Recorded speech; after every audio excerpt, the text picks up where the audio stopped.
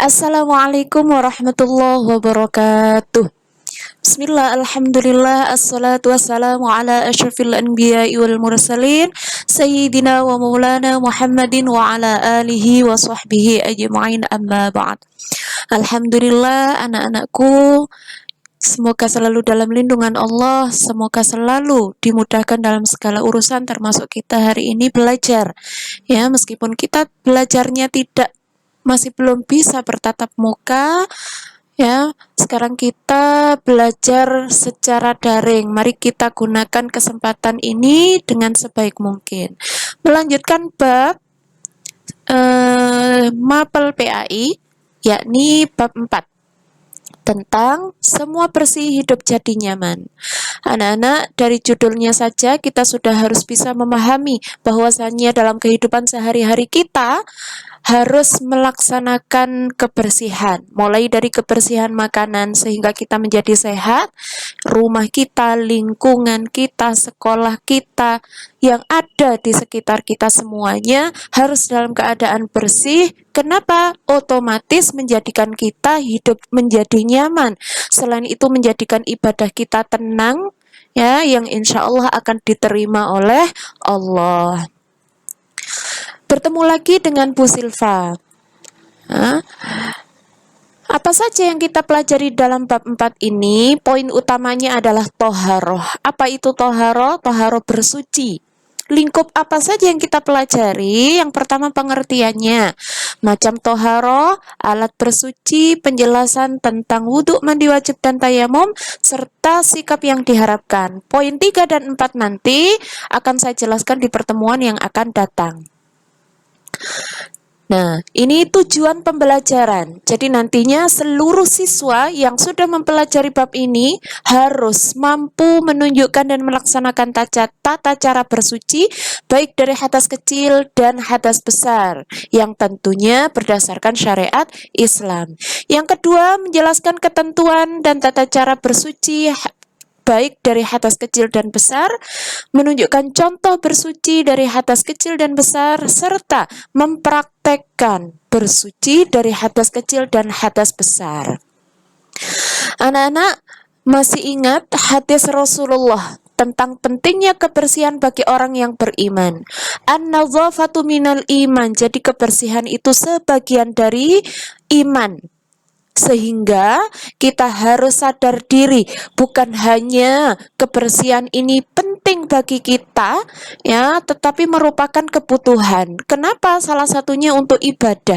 Ketika kita hendak sholat, kalau kita tidak bersih, kalau kita tidak suci, secara otomatis maka ibadah kita tidak sah, maka sholat kita tidak sah. Oleh karenanya bukan hanya penting kebersihan ini, tapi menjadi sebuah kebutuhan. Amati gambar berikut anak-anak. Di sini ada 4 gambar, yang 1, 2 sedang berwudu. Yang 3 dan 4, nah ini sedang bersih-bersih dan membuang sampah. Yang mana setelah mengamati kita harus sadar bahwasanya orang yang beriman harus senantiasa menjaga kebersihan karena menjadi syarat sah ibadah, khususnya sholat. Kemudian berperilaku sehat akan memperoleh hidup sehat, serta bersih akan membawa kenyamanan. Dalil dari toharoh, ya, yakni Allah berfirman, Quran surat Al-Baqarah ayat 222. A'udzu billahi minasyaitonir rajim. Bismillahirrahmanirrahim. Innallaha yuhibbut tawwabina wa yuhibbul mutatahhirin. Anak-anak silakan ditirukan di rumah, harus lancar bacaannya mulai dari panjang pendeknya, tajwid dan lain-lain. Yang artinya sesungguhnya Allah menyukai orang-orang yang bertaubat dan menyukai orang-orang yang mensucikan diri. Kita masuk pada pengertian toharoh.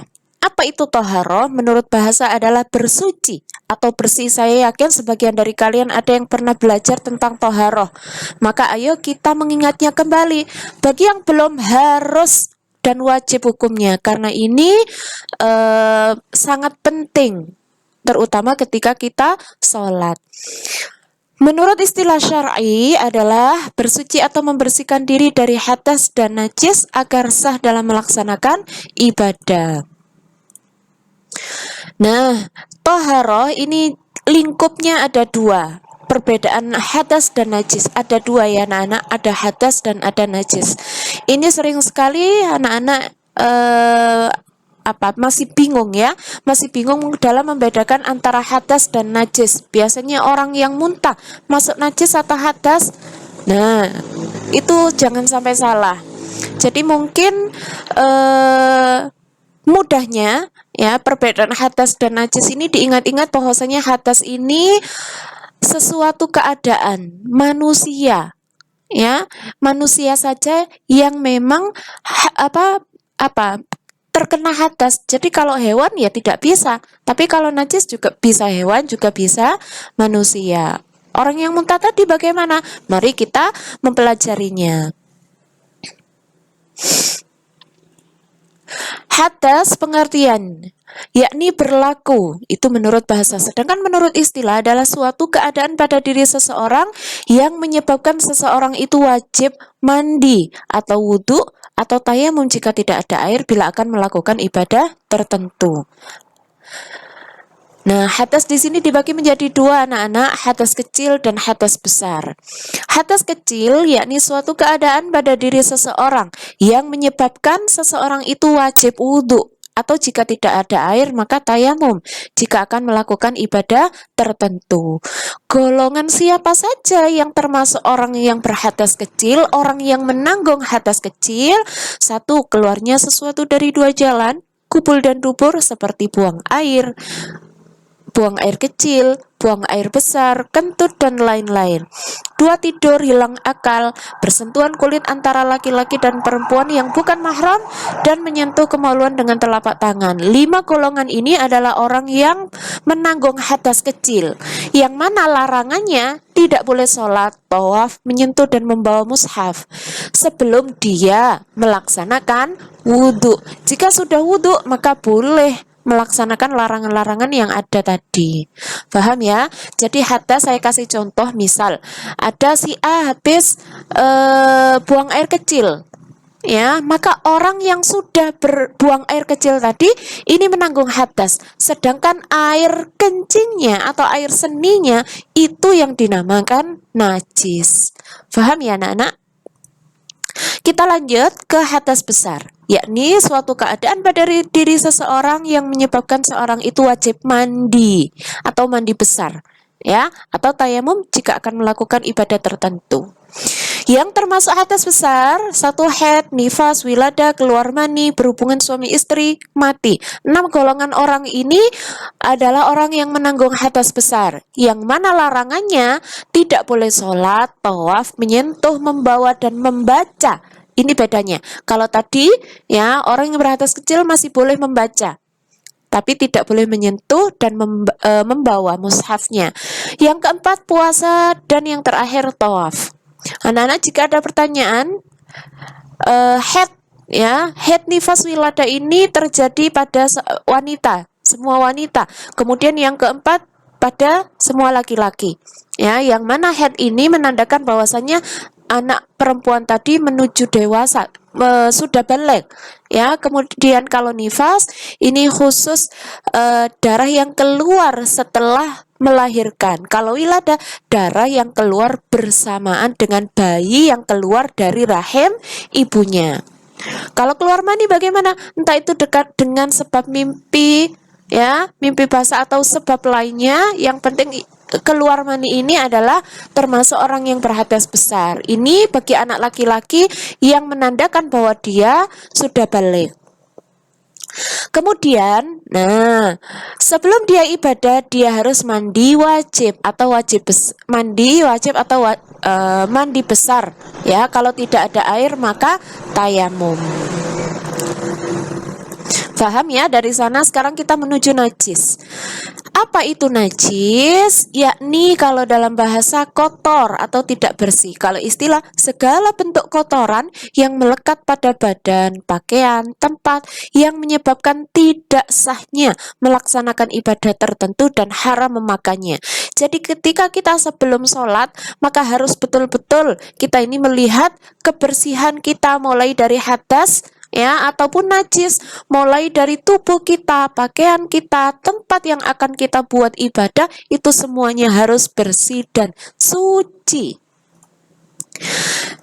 Macam-macam najis dan cara mensucikannya. Di sini ada 3, yakni najis mukhafafah. Apa najis mukhafafah? Yakni najis yang paling ringan.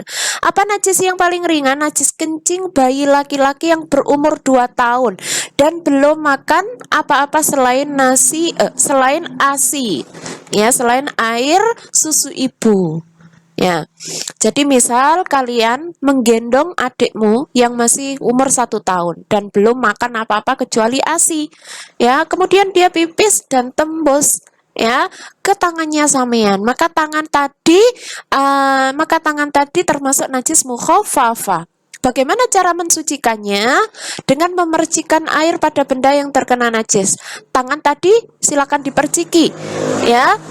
Kemudian percikannya tadi diusahakan melebihi, atau kalau enggak, namanya najis ya, kalau diperciki masih meragukan, jadi tinggal dikelucur ya, disiram dengan air yang suci mensucikan. Yang kedua, najis mutawassithah, yakni najis sedang. Apa saja najis sedang tadi? Darah, nanah, muntah, bangkai, ari kencing, tinja atau khomer. Ya, air miras itu termasuk najis sedang. Yang mana? Nah, najis mutawassithah ini dibagi menjadi 2. Najis ainiyah, najis hukmiyah. Apa najis ainiyah? Najis ainiyah ini adalah najis mutawassithah yang masih terlihat oleh mata. Ainun, nah diambil dari kata-kata itu. Ainun, mata. Jadi najis ainiyah yang terlihat kasat mata. Kalau hukmiyah sebaliknya, yang tidak terlihat tapi masih najis. Saya kasih contoh. Misal najis ainiyah ya, misal di sajadah sampean ya, di sajadah sampean ternyata ada kucing yang sedang buang air besar, sedang pup di sana. Nah, itu sudah jelas terlihat ya, maka di sana termasuk najis mutawassithah. Kalau hukmiyah bagaimana? Misal najis kena ompolnya adik sampean yang sudah umur 5 tahun. Ya, terus ndak dicuci, dimasukkan di keranjang kotor. Ya, masih nunggu 2 hari, 3 hari sampai kering. Maka najis ini dinamakan najis hukmiyah. Najisnya masih ada tapi tidak terlihat kasat mata. Bagaimana cara mensucikannya? Yakni menyuci dan membasuh benda yang terkena najis ya sampai hilang rupa najisnya tadi. Ya, kalau ainiyah, kalau hukmiyah berarti sampai hilang bau, warna dan rasanya dengan air yang suci dan mensucikan. Yang ketiga yakni najis muwalladhah. Apa itu najis muwalladhah? Najis yang paling berat. Ya, termasuk apa saja najis muwalladhah, yakni babi dan anjing. Seluruh bagian tubuh babi dan anjing serta keturunannya termasuk najis muwalladhah.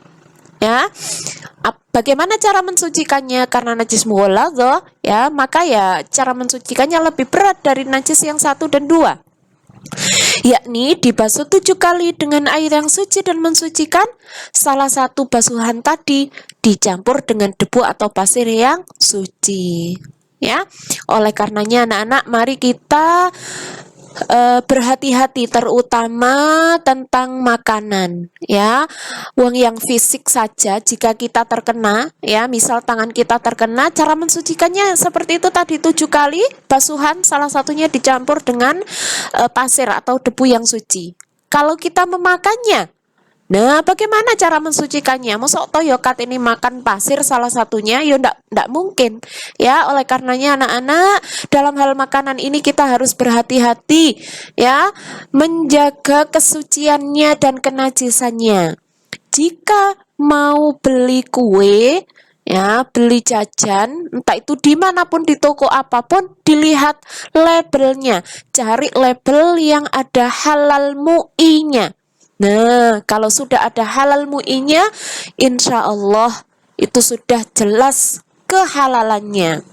Tapi kalau belum, ya jangan. Kalau tidak ada, misal di labelnya sampean cari diwolak-walik nggak ada, maka lebih baik cari kue yang lain, ya, cari label yang ada MUI-nya. Atau kalau ada di warung-warung, nah, sampean bepergian di mana-mana, kalau mau beli, ya harus cari yang ada halalnya atau yang sudah kita kenal saja. Oh, ini tetangga kita ini memang sudah betul-betul terjaga kesuciannya, kebersihannya. Apalagi di masa pandemi seperti ini ya, kita semuanya harus menjaganya. Paham ya anak-anak tentang najis? Mari kita lanjutkan. Hikmah taharah atau manfaat bersuci dari hadas maupun najis. Yang pertama, satu, mendidik manusia untuk selalu berperilaku bersih. Sekali lagi, masa pandemi ini ya menjadikan kita hidup lebih bersih lagi, meskipun ya sudah zaman dahulu Rasulullah menjelaskan bahwasanya Allah itu memang menyukai kebersihan, maka kita di masa-masa ini ya harus selalu lebih berhati-hati. Yang kedua, mendidik manusia selalu mensucikan sikap batinnya dari sifat-sifat tercela. Anak-anak, satu hari kita sholat 5 kali, maka wudhunya juga 5 kali, belum ditambah sunnah-sunnah yang lain. Ya, nah, diniati juga untuk membersihkan batin kita, bukan hanya fisik kita, bukan hanya fisik, muka, wajah, tangan, tidak, tetapi batin kita dari sifat-sifat tercela, ya, dari sifat-sifat yang jelek seperti dosa, seperti berbohong, ya, kemudian khianat dan lain-lain. Semuanya kita niati untuk mensucikan batin kita dari penyakit-penyakit tercela tadi. Yang ketiga, mendidik manusia untuk selalu bersyukur atas nikmat Allah dari yang sekecil-kecilnya hingga yang sebesar-besarnya. Anak-anak, kita kalau melihat air, ya, mau wudhu, kita melihat air yang jernih, itu harus kita syukuri. Masih banyak orang-orang yang di sana, di luar sana, membutuhkan air yang bersih, membutuhkan air yang suci, ya, sulit mendapatkannya. Hari ini kita selalu oleh Allah sudah dikasih air berlimpah ruah. Maka ketika kita melihat air saja kita sudah rasanya, ya Allah, alhamdulillah, bersyukur. Insya Allah akan ditambah nikmatnya, ya. Kemudian yang keempat, dapat memelihara keimanan, keindahan, kenyamanan, dan kesehatan. Ini sudah pasti ya. Yang kelima, mensucikan anggota badan adalah untuk menghapus dosa-dosa yang dilakukan tubuh. Anak-anak, kalau sampean melihat ketika azan, ya, azan di channel TV itu ada beberapa yang memang dijelaskan hikmah dari kita mencuci tangan, ya, kemudian kita membasuh wajah. Itu apa saja hikmahnya, mulai dari juga rambut kita, telinga kita, kaki kita, semuanya dijelaskan dan semuanya ada hikmahnya, ya. Jadi ini kita niati juga untuk mensucikan anggota badan kita, untuk menghapus dosa-dosa kecil yang sudah kita lakukan. Kemudian yang terakhir, Rasulullah bersabda bahwa orang yang membiasakan wudhu kelak saat dibangkitkan dari alam kubur akan bersinar wajahnya. Amin Allahumma amin, Allahumma ja'alna minhum. Semoga kita dijadikan, ya, termasuk umat Rasulullah yang memang ketika dibangkitkan dari kubur, ya, wajah kita bersinar. Secara zahir saja sampean lihat, ya, teman-teman sampean yang memang sering berwudhu dan tidak, itu wajahnya terlihat, ya. Kemudian selanjutnya, ini kita sudah selesai ya anak-anak. Jika ada pertanyaan silakan kita sharing di grup WA, ya. Seseorang yang sedikit belajar ibarat kode atau kata yang menyangka kubangan sebagai bentangan laut, padahal kubangan tersebut kecil sekali, ya. Lautan kan itu sangat luas sekali anak-anak. Ilmu yang kita dapat hari ini belum apa-apa, harus kita pahami, harus kita amalkan dalam kehidupan sehari-hari, dan masih banyak sekali ilmu-ilmu yang harus kita pelajari, ya. Long life education ini sudah diterangkan di bab 1 kemarin ya. Insya Allah sudah paham semua. Terima kasih atas perhatiannya anak-anak. Sekali lagi semoga kita semuanya bisa menjalankan ya perintah-perintah Allah termasuk sholat. Sholat harus dilaksanakan. Jangan sampai ada yang tidak sholat. Anak-anak umurnya sudah 10 tahun ke atas ya, yang mana dosanya ketika kita meninggalkan sholat sudah ada pada diri kita, tidak ditanggung orang tua lagi. Maka jangan sekali-kali untuk meninggalkan sholat dimanapun kalian berada, kapanpun itu, bagaimanapun keadaannya, tidak ada alasan untuk meninggalkan sholat. Terima kasih, semoga bermanfaat. Wal afwa minkum. Wassalamualaikum warahmatullahi wabarakatuh.